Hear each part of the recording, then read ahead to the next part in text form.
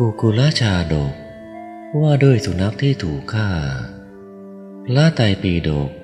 อัตถกถากุกุลชาดกพระศาสดาเมื่อประทับอยู่ในพระเจตวันวิหารทรงปรารภการประพฤติประโยชน์แก่พญาติจึงตรัสพระธรรมเทศนานี้มีคำเริ่มต้นว่าเยกุกลาดังนี้ในอดีตการเมื่อพระเจ้าพมทัตครองราชสมบัติอยู่ในนครพาราณสีพระโพธิสัตว์ทรงอาศัยกรรมเห็นปานนั้น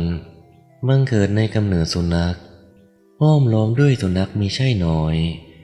อยู่ในสุสานใหญ่อยู่มาวันหนึ่งพระราชาเสด็จขึ้นทรงรถเทียมม้าสินทผ้าขาว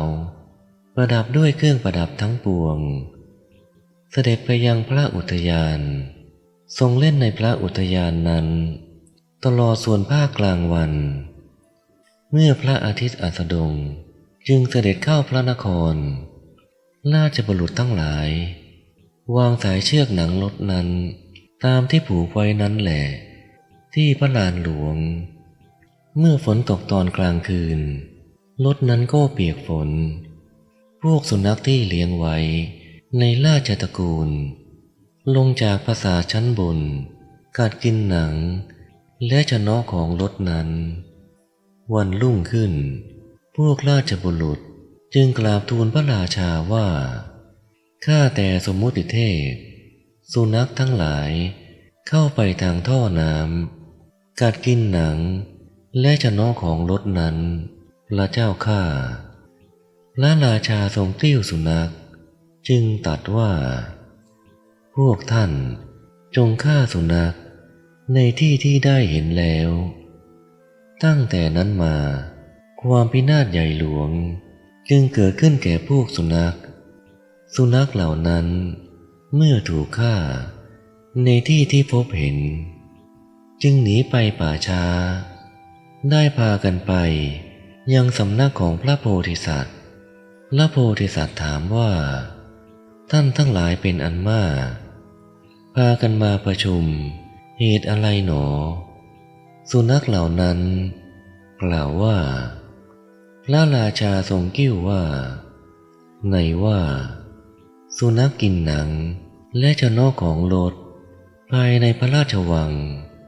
จึงทรงสั่งให้ฆ่าสุนัขเป็นอันมากพินาศมหาภัยเกิดขึ้นแล้วพระโพธิสัตว์คิดว่าในที่ที่มีการอารักขาสุนัขทั้งหลายในภายนอกย่อมไม่มีโอกาสกรรมนี้จักเป็นกรรมของพวกสุนัขเลี้ยงในภายในพระราชนิเวศนั่นเองก็ภัยอะไร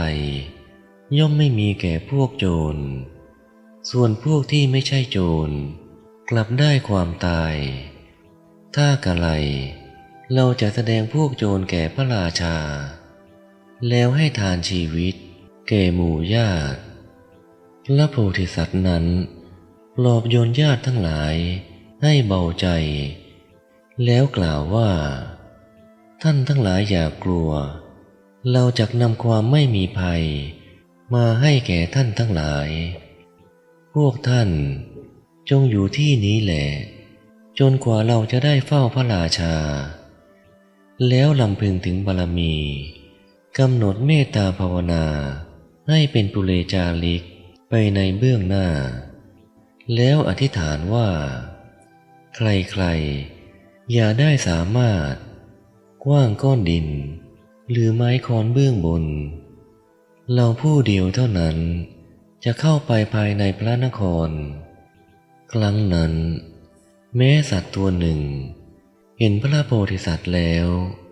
ชื่อว่าโกรธแล้วแลดูไม่ได้มี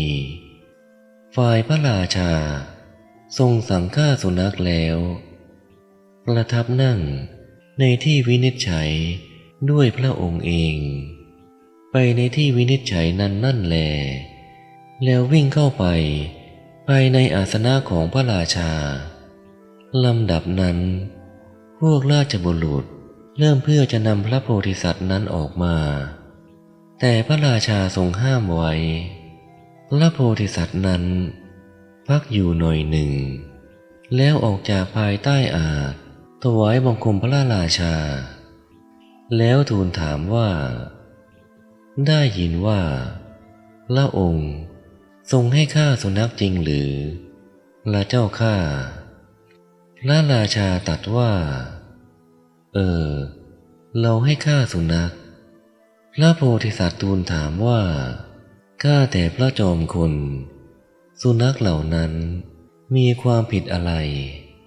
พระราชาตรัสว่าสุนัขทั้งหลายมันกัดกินหนังหุ้มและชนแห่งรถของเราพระโพธิสัตว์ทูลถามว่าพระองค์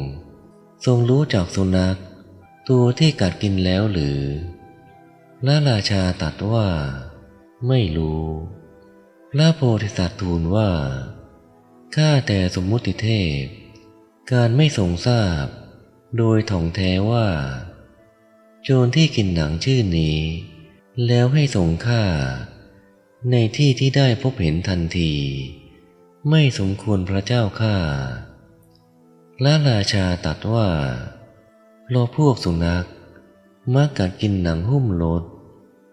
เราจึงสั่งฆ่าสุนัขว่าพวกท่าน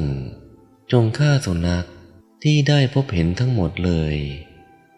พระโพธิสัตว์ทูลว่าก็มนุษย์ทั้งหลายเหล่านั้นฆ่าสุนัขทั้งหมดทีเดียวหรือว่าสุนัขแม้ไม่ได้ความตายก็มีอยู่พระราชาตรัสว่ามีสุนัขเลี้ยงในตำหนักของเราไม่ได้การถูกฆ่าตายพระมหาสัตว์ทูลว่าข้าแต่มหาราชพระองค์ได้ตรัสในบัดนี้ทีเดียวว่าเพราะพวกสุนัขมักกัดกินหนังหุ้มรถเราจึงสั่งฆ่าสุนัขว่าพวกท่านจงฆ่าสุนัขทุกตัวที่ได้พบเห็นแต่บัดนี้พระองค์ตรัสว่าสุนัขเลี้ยงในตำหนักของเราไม่ได้การถูกฆ่าตายเมื่อเป็นอย่างนั้นพระองค์ย่อมรู้อคติเป็นฉันทาคติเป็นต้นก็ชื่อว่าการรู้อคติไม่สมควรและไม่เป็นราชธรรมธรรมดาพระราชาผู้ทรงแสวงเหตุและไม่ใช่เหตุเป็นเช่นกับตาช่างจึงจะควร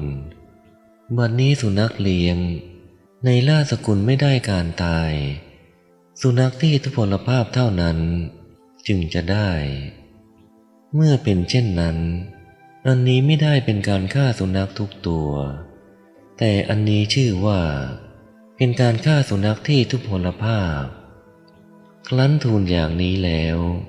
จึงเปล่งเสียงอันไพเราะกราบทูลว่าข้าแต่มหาราชสิ่งที่พระองค์ทรงกระทำนั้นไม่เป็นธรรมเมื่อจะแสดงธรรมแก่พระราชาจึงกล่าวคาถานี้ว่าสุนัขเหล่าใดอันบุคคลเลี้ยงไว้ในราชสกุลเจริญในราชสกุลสมบูรณ์ด้วยสีสันและกำลังสุนัขเหล่านี้นั้นไม่ถูกฆ่าพวกเรากลับถูกฆ่าโดยไม่แปลกกันหามิได้กลับชื่อว่าการฆ่าแต่สุนัขทั้งหลายที่ทุลภาพพระราชาได้ทรงสดับคำของพระโพธิสัตว์แล้วจึงตรัสว่าดูก่อนบัณฑิตก็ท่านรู้หรือว่าสุนัขชื่อโนนกินหนังหุ้มรถพระโพธิสัตว์กล่าวว่ารู้พระเจ้าข้าพระราชาตรัสว่าสุนัขพวกไหนกินพระโพธิสัตว์ทูลว่าพวกสุนัขเลี้ยงที่อยู่ในตำหนักของพระองค์กินพระเจ้าข้าพระราชาตรัสว่าท่านต้องพิสูจน์รู้ว่าสุนัขเหล่านั้นกินอย่างไรพระโพธิสัตว์ทูลว่าข้าพระบาท จักแสดงความที่สุนัขเหล่านั้นกินพระราชาตรัสว่าจงแสดงเถิดบัณฑิตพระโพธิสัตว์ทูลว่า